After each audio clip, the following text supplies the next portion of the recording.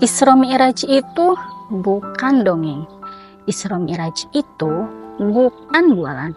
Isra Mi'raj adalah sebuah perjalanan spektakuler dalam sejarah peradaban manusia yang dipersembahkan Allah Subhanahu wa taala kepada manusia terbaik, teladan kita, Nabi Muhammad sallallahu alaihi wasallam.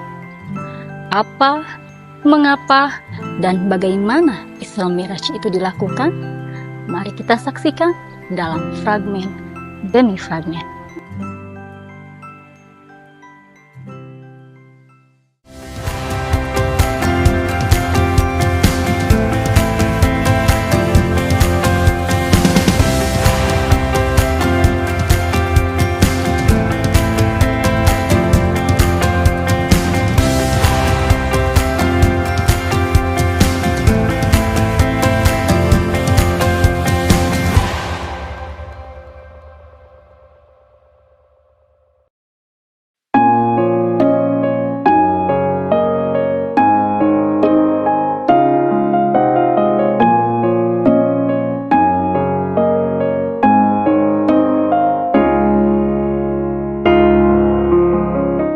Bismillahirrahmanirrahim.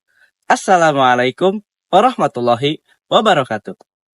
Teman-teman yang dirahmati Allah Subhanahu wa taala, tahapan kedua pada rangkaian perjalanan istimewa Rasulullah Shallallahu alaihi wasallam setelah Isra adalah Mi'raj. Teman-teman, kira-kira arti dari kata Mi'raj itu apa ya? Pada fragmen kedua, Raihan sudah menjelaskan kalau Isra artinya perjalanan malam hari. Sedangkan Mi'raj artinya sebuah alat untuk naik atau yang bisa kita sebut dengan tangga. What? Tangga? Iya, tangga. Alias tangga menuju langit. Kebayang gak nih sama teman-teman? Hah? Masa sih gak kebayang? Sama sih, aku juga gak kebayang. Tapi percayalah, sesuatu yang tak terlihat tak berarti tidak ada. Itulah fungsinya iman. Oke, kita lanjut. So, setelah Rasulullah reuni dengan para nabi di Masjidil Aqsa, tibalah saatnya beliau diantar oleh Jibril untuk naik menuju langit. Beliau memulainya di tempat yang sekarang ditandai dengan sebuah masjid berkubah kuning keemasan di area sekitaran Baitul Maqdis. Jika kita melihat tata Baitul Maqdis, maka yang paling mencolok adalah masjid ini. Nah, teman-teman, ada yang tahu gak nih? Kira-kira nama masjidnya apa ya? Miftahul Ulum, Al-Kautsar, atau Al-Falah? Salah. Masjid ini namanya Masjid Qubatus Sakhroh atau Masjid Kubah Batu yang dalam bahasa Inggris disebut dengan Dome of the Rock. Masjid ini dinamakan demikian karena di dalamnya ada sebuah batu yang digunakan oleh Rasulullah SAW sebagai pijakan saat hendak Mi'raj ke langit. Dan FYI untuk teman-teman semua, perjalanan Rasul ke langit ini dimulai jauh sebelum teknologi pesawat terbang dan teleskop James Webb ditemukan. Perlahan, bumi yang dijejak pun ditinggalkan. Semakin ke atas, semakin kecil hingga ia tak terlihat dari jarak pandangan mata. Gemerlap bintang yang berpendar di langit malam, dalam gugusan galaksi dan nebula, menjadi saksi seorang hamba diperkenankan oleh Allah untuk melihat kemegahan ciptaannya.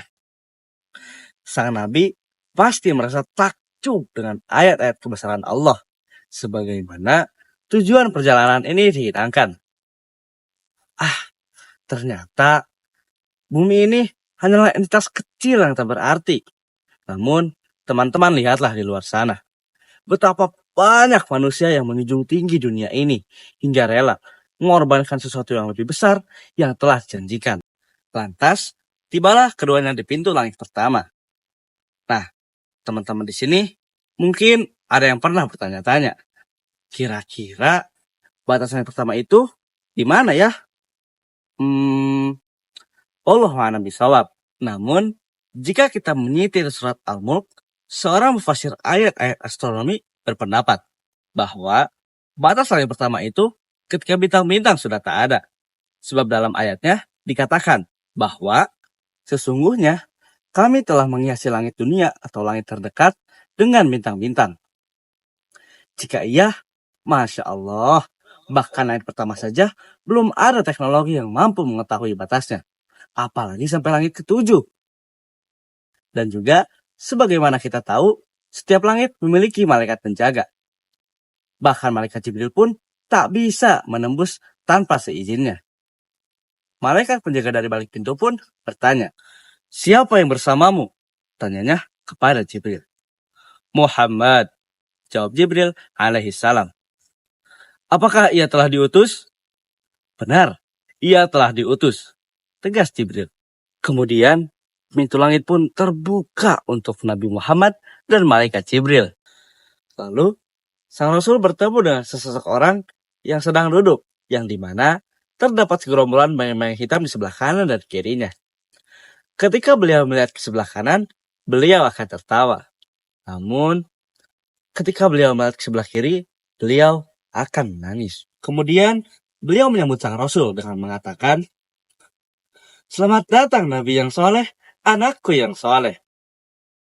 Nah, ada yang bisa tebak ya nih, kira-kira siapa sih beliau ini? Aku kasih clue deh. Beliau ini adalah kakek moyangnya kita semua. Gimana? Udah pada tahu kan jawabannya siapa? Ya, beliau adalah Nabi Adam alaihissalam. Lalu, apa segerombolan bayang-bayang hitam yang berada di sebelah kanan kiri beliau? Nah, ternyata segerombolan bayang-bayang hitam yang berada di sebelah kanan beliau adalah anak keturunannya yang merupakan ahli surga. Sementara, segerombolan bayang-bayang hitam yang berada di sebelah kiri beliau adalah anak keturunannya yang merupakan ahli neraka. Selepas berdialog dengan Nabi Adam alaihissalam, keduanya menuju langit kedua.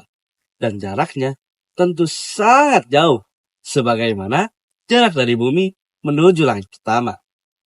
Dan sebagaimana di pintu langit pertama, malaikat Jibril meminta malaikat penjaga pintu untuk membuka pintu.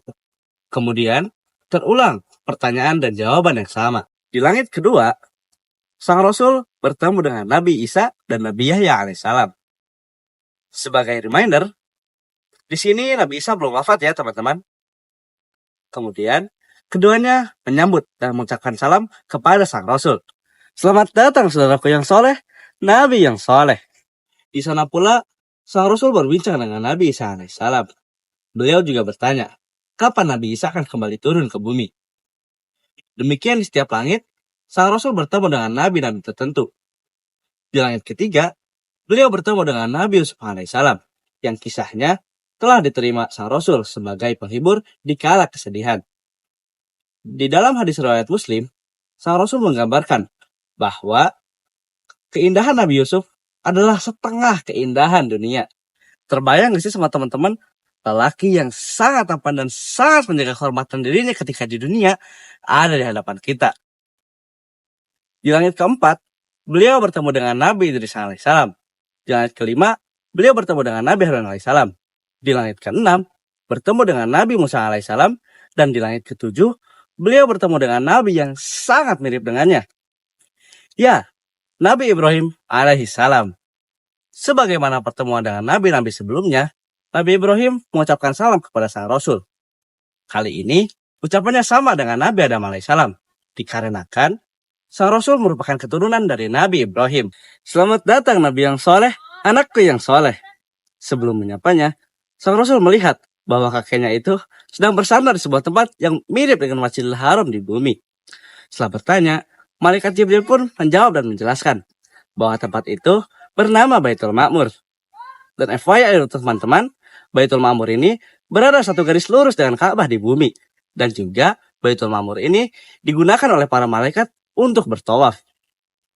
Nah, teman-teman coba tebak dong. Kira-kira ada berapa ya malaikat yang bertawaf setiap harinya? 10, 20, atau 50? Salah. Jawabannya ada 70.000 malaikat yang bertawaf di sana setiap harinya. Masya Allah, kebayang ya jumlah malaikat sekarang. Di langit ketujuh ini, Nabi Ibrahim menitipkan salam kepada kaum muslimin dan memberi pesan zikir yang kelak akan menumbuhkan pohon-pohon di taman surga kita. Zikir tersebut ialah Subhanallah, Walhamdulillah, wala ilaha illallah, wallahu akbar. Dan kini, tibalah saatnya sang Rasul untuk menuju Sidratul Muntaha yang berada di sebelah kanan Arash, singgasananya Allah.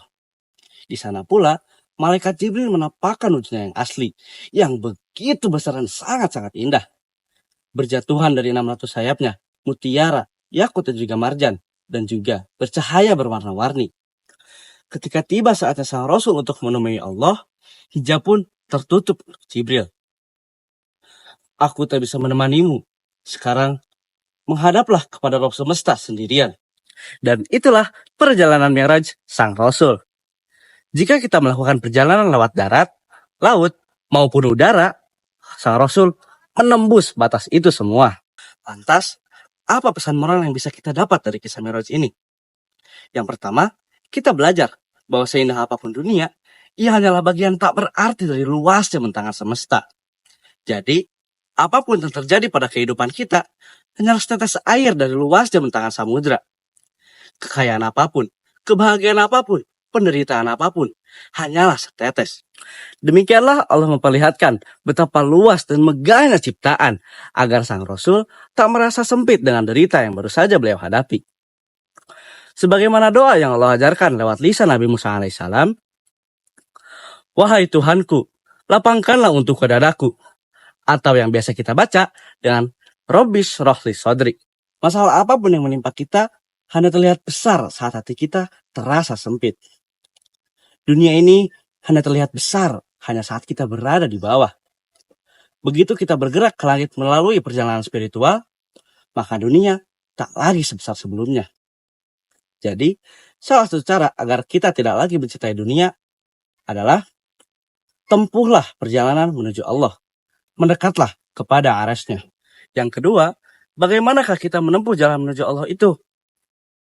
Seringkali dalam sholat, kita membaca Ihdinas siratal mustaqim, yang artinya, tunjukilah kami ke jalan yang lurus.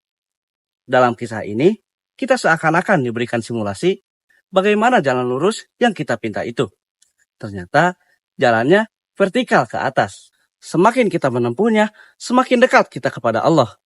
Semakin dunia terlihat kecil, semakin kita melihat sesuatu yang lebih besar dan rela meninggalkan dunia dengan segala pesonanya yang tak berarti dibandingkan dengan akhirat yang dijanjikan. Bagaimana kita menempuh jalan itu? Lihatlah sang Nabi. Beliau menempuh langit demi langit. Beliau bertemu dengan nabi demi nabi. Itulah jalan yang dimaksud.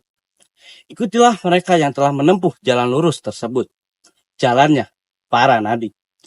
Maka bagi kita yang beriman, mustahil kita menempuh jalan yang lurus tanpa mengetahui bagaimana orang-orang sebelum kita menempuhnya. Maka, bacalah kisah mereka. Seraplah energi spiritual dari kisah-kisah mereka. Dan rasakan bagaimana selangkah demi selangkah kita memahami bahwa dunia ini memang hanyalah sementara. Dunia ini tak seberharga yang kita kira. Setiap kita akan kembali pulang kepadanya. Dan bagaimana cara kita menemui Allah dalam kehidupan dunia ini? Untuk menyempurnakan Mi'raj kita, jawabannya ada di fragmen berikutnya. Demikian dari saya. Alhamdulillahirabbil alamin. Allahumma wafiq illa aqwamit thoriq. Saya Benyamin Faisal. Wassalamualaikum warahmatullahi wabarakatuh.